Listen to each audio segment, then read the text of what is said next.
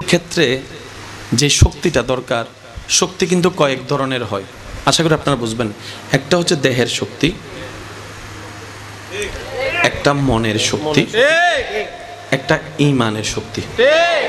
যুদ্ধ করতে এই তিনটাই দরকার, বলেন না? বিপদে পড়লে এই তিনটার দরকার। মুসলমানরা স্পেশাল কোথায় জানেন? দেহের শক্তি আর মনের শক্তি কম বেশি সবার আছে, কিন্তু ঈমানের শক্তিটা নাই। পৃথিবীর বুকে কিছু ধারা আছে, যে ধারা মেনে না নিতে চাইলেও মানতে হয়। প্রিয়জনকে কেউ হারাতে চায় না, কিন্তু রবের যখন হুকুম চলে আসে কে বার বেঁধে রাখতে পারে? কথা বলেন ঠিক না? প্রিয়জন হারানোর ইচ্ছা কারো নেই, বাঁচানোর জন্য রোগের সময়ে হাজারো চেষ্টা করে, এমনকি সারা জীবনের সঞ্চয়কৃত জমিন টাকা পর্যন্ত শেষ করে দিচ্ছে প্রিয়জনকে বাঁচানোর জন্য। কথা বলেন? হাজার চেষ্টা করে ধরে রাখা যায় না। রবের যদিন হুকুম হয়, যে সময়টাতে রবের ডাক আসে, সব আপনজনের সামনে আজরাইল এসে জানটা নিয়ে যায়, সেই মৃত্যু পথযাত্রীর কাতরানো কষ্ট দেখা ছাড়া আপনার আমার কিচ্ছু করার থাকে না, আফসোস করার ছাড়া কিচ্ছু করার থাকে না। মানতে না চাইলেও তো মেনে নিতে হয়। এই বাস্তবতার মধ্যে ঝগড়া করি, তর্ক করি, মামলা করি, কোনো লাভ? বলেন না, কোনো লাভ? অ্যাক্সিডেন্টের কারণে ড্রাইভারের নামে মামলা হয়েছে, অ্যাক্সিডেন্টের কারণে ড্রাইভারের নামে মামলা হয়েছে, মালিকের নামেও মামলা হয়েছে, আজরাইলের নামে কোনো মামলা? বলেন না ভাইয়া, আজরাইলের নামে কোনো মামলা? যদি কেউ আবেগবশত আদালতে গিয়ে আজরাইলের নামে মামলাও করতে চায়, যখন উকিল জিজ্ঞেস করবে আসামিকে নাম বল, যখন আপনি বলবেন যে আজরাইল, সে 10 মিনিট শুধু আপনার চেহারার দিকে তাকায় থাকবে। কথা বলেন না রে ভাইয়া? কারণ আসামির নামও লাগে, তার পরিচয়ের জন্য তার বাবা মার নামও। আজরাইলের বাবা মা তো, বলেন না রে ভাই? প্রত্যেকটা শব্দ নোট করার চেষ্টা করবেন। তর্ক তো অনেক হয়েছে, লাভ কার কি হলো? ঝগড়া তো অনেক হয়েছে, ফায়দা কার কি হলো? মামলা তো অনেক জড়িয়েছি, জুতার তলা ক্ষয় ছাড়া দ্বিতীয় লাভ হয়েছে বলে বলে হন না, বলেন না একটু মনে? সেজন্য বুদ্ধিমান তারা যারা ঝগড়াকে অ্যাভয়েড করে, রবের নিয়ামত হাসিল করার লক্ষ্যে কাজে লেগে যায়। সুবহানাল্লাহ। আরেকটু জোরে বলি না সুবহানাল্লাহ?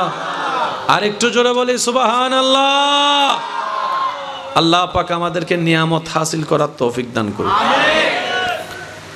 আমি 50% করব, আপনারা 50% করবেন। রাজি আছি ইনশাআল্লাহ?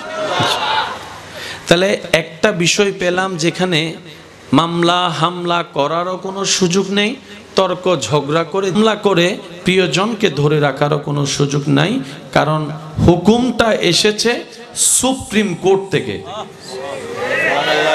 হুকুমটা এসেছে সুপ্রিম কোর্ট থেকে।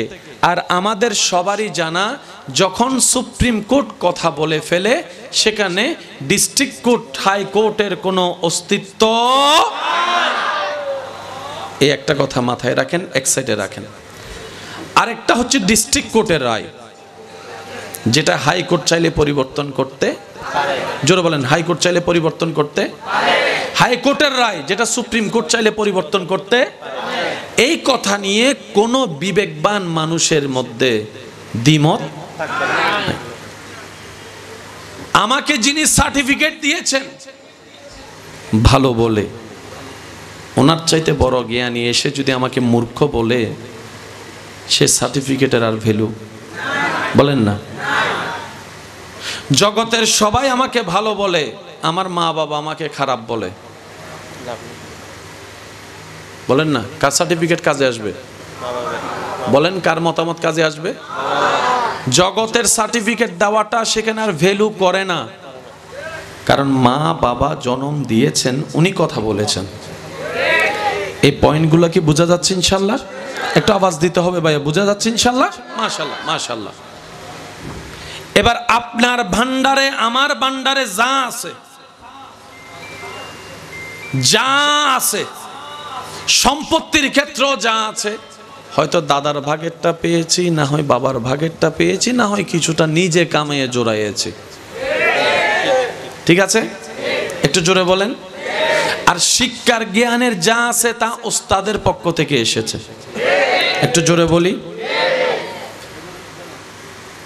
কি সৌভাগ্য আমাদের জানেন ভাই, এমন একজন আজিমুশ শান নবীর উম্মতের খাতায় আপনার আমার নাম লেখা। আল্লাহ আল্লাহ, একটু জোরে বলি না সুবহানাল্লাহ।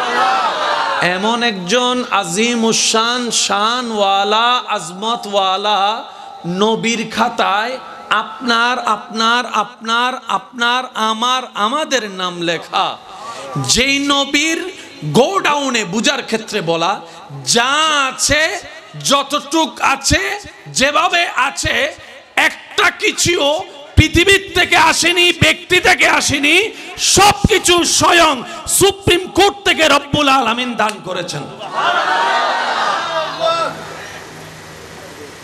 একটু বুঝে বুঝে, কারণ এগুলো বুঝার দরকার, বলেন না বুঝার দরকার। পৃথিবীতে রাজত্ব করতে গেলে সম্পত্তির একটা দরকার, বাহাদুরি আছে না নাই বলেন না? এখানে যদি 1 কোটি টাকার মালিক চলে আসে, তার ভাটার মাটিতে লাগবে না, বাপ, বলেন না, বাপ উঠে যাবে। আর একটা যদি ল্যান্ড ক্রুইজার ওয়ালা, প্রাডো ওয়ালা, মার্সিডিস ওয়ালা আসে, ওরে বাপ। আর যদি 10 কোটি টাকার মালিক আসে, সাথে সাথে সে বিনয়ী হয়ে যায়, কারণ তার চাইতে বড় টাকাওয়ালা, পাওয়ারওয়ালা এসেছে। জগৎ জিজ্ঞেস করে, নবী আপনার তো আসার আগে বাবা চলে গেছে, কিছুদিন পরে তো আপনার মাও চলে গিয়েছে, সম্পত্তির ভাগ বটোরার অবস্থা কি? কতটুক মালিকানা জমিন আপনার নামে আছে? হে নবী, আপনার ভাগ্যে, আপনার ভাগে, আপনার ক্ষমতা বলে কতটুক জায়গা, কত গন্ডা জায়গা, কত পরিমাণ টাকা, কত পরিমাণ সম্পদ আছে, উম্মত হিসেবে তো আমাদের তো একটু জানতে মন চায়।